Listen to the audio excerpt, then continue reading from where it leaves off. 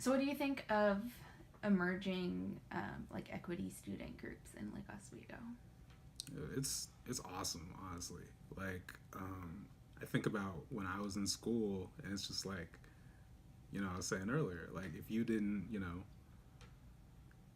take it upon yourself to be the Black History lesson for a speech or a presentation, or if you didn't write it in the student columnist spot, the one student who gets it, or if you're in, I didn't. I'll be honest, I didn't read the student paper. Like I was not engaged with it at all, even though I was had some interest in going into journalism. Like, but I don't think people were really writing about this in that either. So, like, if you didn't take it upon yourself, it was just not there. Never mind, like actually organizing around it. So, like, I've been able to through this respond work, kind of start connecting with sort of student equity groups, and like just a few years ago they started the first Black student union at Lake Oswego High School, and I'm like, I mean, that's just like it makes sense, and it's kind of one of those things where like if I were detached from my own experience, I could say, yeah, that should have happened, Yeah. but like just looking at how isolated it was, and it's like I didn't have it's not like I had like problems with other Black students, but like we didn't really have that connection, you know, at schools. Like we had other Black students who were on the basketball team, and it's like we interacted in practice, but we didn't kick it off the court. I had there was another Black student in honors English, but we didn't really hang out like that, or like we all kind of had our little things, and we were I don't think any of us were particularly like antagonistic towards each other or anything, because I don't think we had the time or the energy, but we didn't have that connection. So to see that like students took it upon themselves really to you know organize, say we have these common goals, we have these common concerns, and we're going to provide a space for ourselves to kind of deal with that, and we're going to just advocate for ourselves, and project some strength, and just project show people that you can do this, because I think LO is one of those grounds where it's like you're talking about the reputation of Lake No Negro, right? You're talking about all this baggage. So if you can do it here, then you can do it in these other places, or like it can be done in these similar situations. And yeah, so that's awesome. We're watching, like you know we just did a student panel for our last respond meeting on this past Monday, where we had students from the Lake Ridge Equity Council and students from various diversity equity related groups at Lake Oswego High School basically speak to this audience of, I don't know, maybe 120 or something. Like it was like it was a packed standing room only crowd, and it was awesome. And they were raw, and they shared their experience, but they're also like super, I hate saying articulate because I heard that so much growing up. You're so articulate, you speak so well, and I don't ever need to hear that again. So I feel weird saying that about these students, but like each one of them had like this little, just like basically their own little mini TED talks, and they were just killing the audience. But they also had there are a lot of people talking about just like some of the things they said were just like heartbreaking to them. Like you had a girl talking about dealing with like the microaggressions that you deal with, and all just the little things that people keep chipping away at your sense of identity, your sense of belonging, your worth, and just growing home crying every night. Or the fact that she just like this one girl who started the Lake Ridge Equity Council as a freshman, and in many ways, by starting this group, and by it's one of the many things she's involved in, but like she's as active in shaping this community as like the 90 whatever percentile of people who've lived in LO. Mm-hmm. But she was said straight up to this whole crowd, was like, yeah, when I graduate, I'm gone. I'm never coming back here. It was an experience, but I don't want to be here. I don't want to like. And like I said, this is someone who's, you know, it's not just, she didn't just live here. She has contributed to, and built things that will last long after she's gone. Mm-hmm. And she doesn't want to be here to see the fruits of that labor. She doesn't care enough about, care is the wrong word, but just like, she doesn't, you know, she still feels like that sense of not belonging, that sense of just like the burden of being here, to the point where it's just like, I've done all this and I do care about helping people, but just like, I can't stay here. I have to go somewhere else, and I have no intention of coming back. And you had all these people in the crowd who were just like, you know, it's just like a shot to the heart or whatever to them. And one thing I want to say about that is, like, on one hand, it was like really powerful, and it was great to, you know, have that. And hopefully we're going to be putting up some video and stuff. And I've had, you know, because we had like politicians and some teachers and people who, you know, were there and were like, please tell us, you know, when the video is up, so we can use this at, like, you know, the state capitol, or we can use this in trainings and all this stuff like that. And, you know, I don't know, maybe, actually, no, I was about to say something that's not for video. But the flip side of it all is that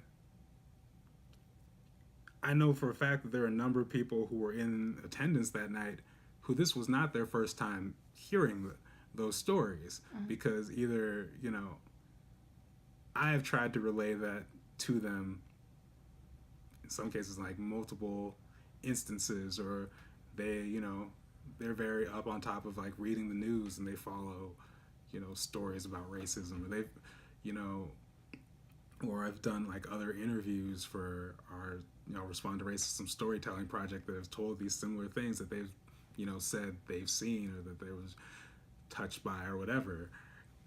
And it's like, but there was something about, like, even though like they've heard this before, like hearing the students themselves say it, you know, is more powerful. And they were like suddenly, like, before, where they weren't particularly moved, or, you know, like, oh, but, you know, moved on. Suddenly it's like, no, we have to do something right now.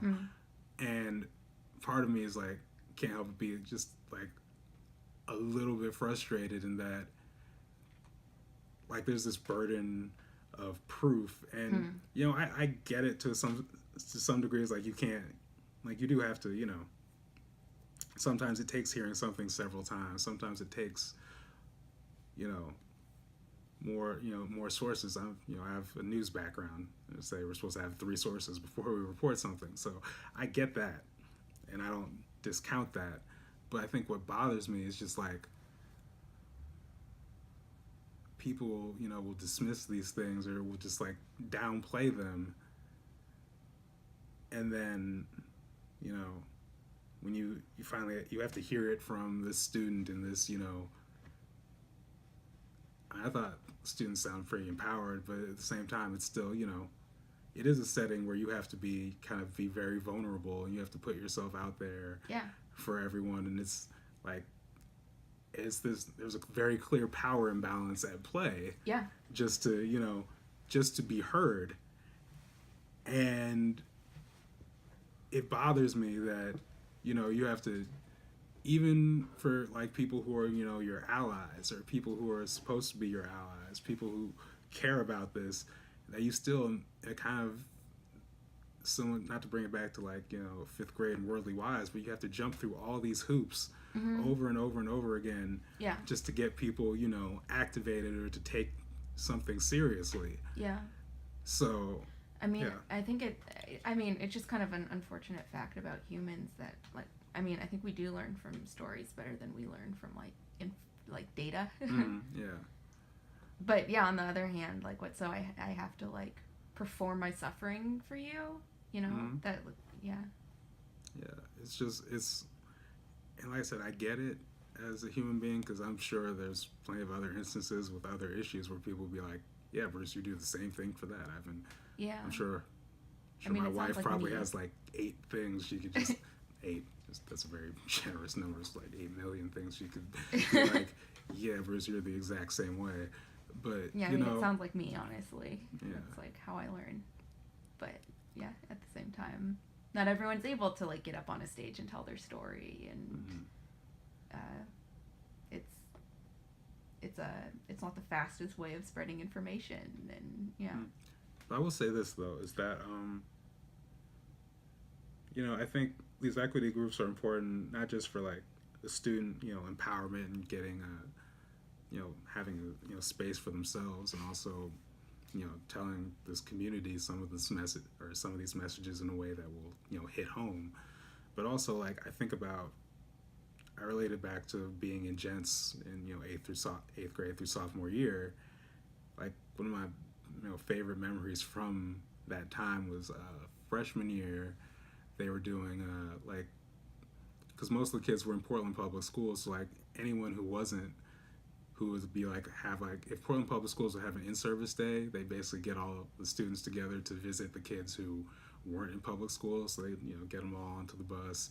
They'd have you come in like the uniforms, which were like if you were a guy, it was like white shirt, black slacks, and they had these like kente cloth ties. Then MLAs of Virtue, it's like, I want to say it's like a blouse, some kind of like dress. I think they had like sashes. I can't remember exactly, but it's like kind of formal-ish, uniform. Anyways, so they came to, and I had forgotten totally about it, but I forgot it was happening. So I just went to, I went to school like it was another day, right? Mm-hmm. It was a Friday. It was LO, so Costco sweatpants, slip-on Skechers. Pretty sure I didn't comb my hair that day because one of the things that the subtle thing about being a like all white environment is that like cultural competency is generally not high, so like people would not notice that or people didn't have the understanding of like, wow, your hair is like super nappy and like definitely uncombed and wild and whatever. Like it would drive my parents crazy. But it's like, I would like to sleep some more in the morning, so I'm just nobody notices. Yeah, I'm gonna sleep some more in the morning. No one notices. I'll be fine. Mm-hmm. Cool. So I go to school that day like it's normal, and then I hear over the intercom. It's like, Bruce Poinsett, would you please come to the library? Okay, cool. I come in there, and they're all lined up, uniformed and all, and they had this poem, If, that they perform, or that I should say we perform, but like as part of kind of like fundraising efforts, also just part of like I remember when they had us initially learn it, we do it like that thing where you do if you say something 7 times, you're supposed to memorize it or whatever. Okay. So we had quizzes on that, and then they kind of incorporate it into where it's like, at one point where they like drill it into you. So like, okay, you're gonna learn if. Okay, you're not by the 7th time. I guess that's push-ups. Boom, like So you just like incorporate that, and maybe it's a little like you look back and like, oh, maybe that's a weird strategy, but I don't know. I enjoyed doing push-ups as a kid, so oh my God, sort of weirdo like that. So it worked out. Or the one I hated was just like, push-ups were fine. Push-up positions suck though. It's like you just sit there. Yeah, you just sit there in planks, just like, nope.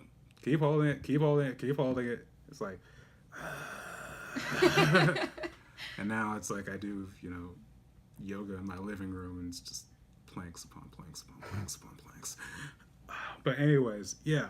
So they came in, they performed. They, I got like, handshakes and hugs and all that from everyone, because they're supposed to, even though, like I said, I didn't really have like that strong of a connection with most of the people, but they're just showing love and appreciation or whatever and support. And it was kind of nice. That was kind of nice. And the part that was kind of funny to me though is that like my peers would later tell me that they thought we were being invaded by the Nation of Islam, just because they're like, they had never seen so many black people in like uniform or whatever before. And even though like the Nation of Islam's uniform is, like red bow tie, and like there's certain signifiers to where it's not just black people in dress clothes. Like there's certain signatures for the nation, but just like all these people who were like, oh my goodness, we're being invaded, oh my gosh. And it's like, that's problematic. But it does kind of show you took this seriously. You took this idea that, you know, Bruce has some support that you didn't know about. Mm-hmm. And like, I don't know, it felt like to a degree some people like approached me differently after that day, or there's nothing wrong with the I thought I saw the light change, so I thought your phone was going to go off, but it's good. Okay. Yeah. Cool. But yeah, like, so, you know, people, yeah, just like having that, you know, support. And as, you know, time went by, I just thought more and more about like everyone thinking it was like the nation. It was like, you know, it would make for a good prank, or actually probably not make for a good prank. It actually probably make for me getting shot. But just like getting like a group of black people together, just dress up and just go around just like looking at like, you know, homes for sale in LO, just walk around. Like, how long before the police, almost like set up a timer, just like videotape like how long before the police are called. But yeah, just like having that like support. And I'd say that story just because I was talking with this student, recent LO graduate, Maya Hudson, who was one of the people who started the first BSU at LO. And I guess one of the activities they did last year was the principal, like there was a BSU summit for like a bunch of schools and for the Beaverton School District, and the principal at LO helped connect them with that, and then, you know, help, you know, get some funding for a bus to take them out to that during the day. And just like the students I've talked to who, you know, were able to be a part of that are just like, they glow about it. Just being able to be in an environment with, you know, students that look like them, and students who, you know more of their experiences, and not to feel, you know, so isolated, and feel like, you know, be a part of like a program that's actually talking about not just black issues, but like black empowerment and black history, and like, you know, actually like encouraging you to be, you know, proud of yourself and feel, you know, just feel that sense of confidence, because, you know, everything else is like Maya, for example, she was also like the first black student president, I think the first student president of color at LO, actually. Wow. So, you know, and she once again got, you know, the famous affirmative action, whatever, you know, all that crap. So when she was finally, you know, being able to just be in this environment where she felt supported, and where the other students felt supported, was just like so big. And it was like one of their, like, you know, highlights of that year. And it made me think about, you know, like I said, like the gents coming out to LO High, or going to events like the Black Baccalaureate, where, you know, just celebrate black graduates from, you know, it's almost like a black graduation ceremony for kids from all these different schools. And like, you know, some people take that as like, oh, well, you're just trying to do that. How does that help? You're just trying to self-discriminate from the rest of us, or self-segregate.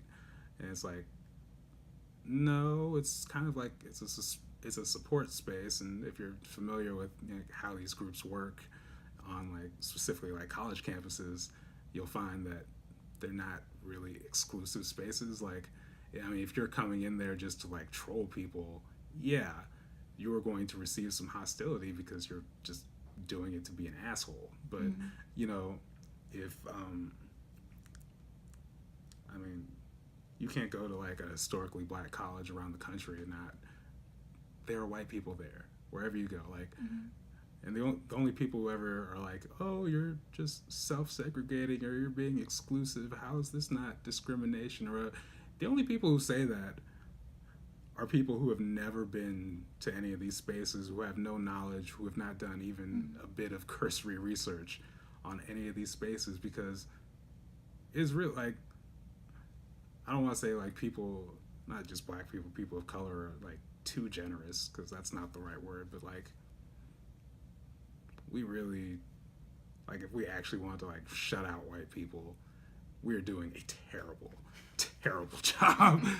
Like, it's not happening. It's like, even in like the blackest whatever spaces, you'll find like it's just not, you will always find like allies, you'll always find just, you know, the presence of other people. So, you know, to bring it back to the student groups, is just saying like, I feel like they have a big role to play in terms of, you know, making those connections and kind of like building that community so that, you know, because I feel like if you just leave it insulated into LO or into these little bubbles, you are setting yourself up for, you know, failure almost. Like you're setting yourself up to be crushed by the will of the majority.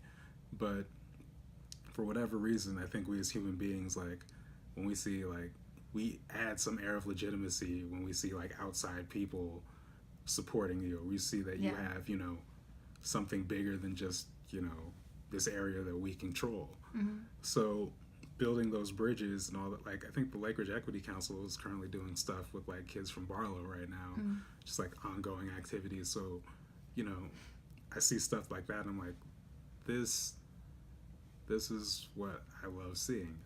I like just, you know, see, and, you know, also just the kids are brilliant. That's the other part. Like, it's not like, you know, we have to, you know, people try and frame it, whether it's like this or it's like something like Parkland or something like it's just like some, you know, powerful politicians and adults behind the scenes pulling the strings. Like, no. Like, this is, like, there's some of us here who would like to, you know, we have some means or we have a platform or whatever to provide support, but this is them. We're in many cases, we are following their energy to do what we do, you know?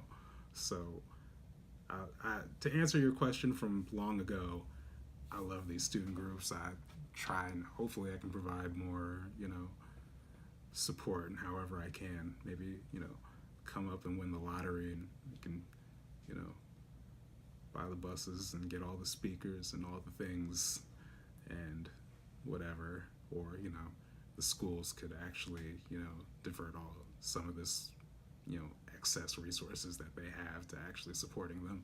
Wild idea, I know, but maybe.